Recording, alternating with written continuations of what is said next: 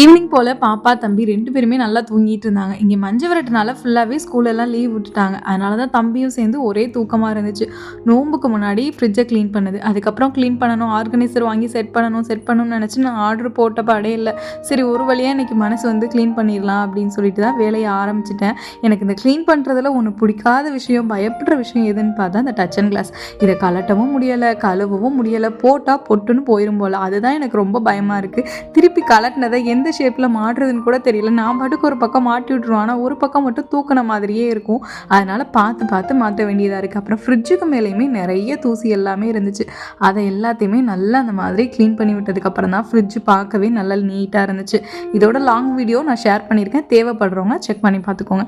சந்தையிலேருந்து வரும்போது கொஞ்சம் எனக்கு பிடிச்ச காய்கறியாக வாங்கிட்டு வாங்கன்னு சொல்லியிருந்தேன். அதனால் கேரட், பீன்ஸ், கேப்சிகம் எல்லாமே வாங்கிட்டு வந்திருந்தாங்க. மார்ச்சும் ஸ்டார்ட் ஆயிடுச்சு. அதனால் காய்கறி எல்லாம் எடுத்து வச்சுட்டு அடுத்து கிராசரி பில் தான் போட ஸ்டார்ட் பண்ணியாச்சு.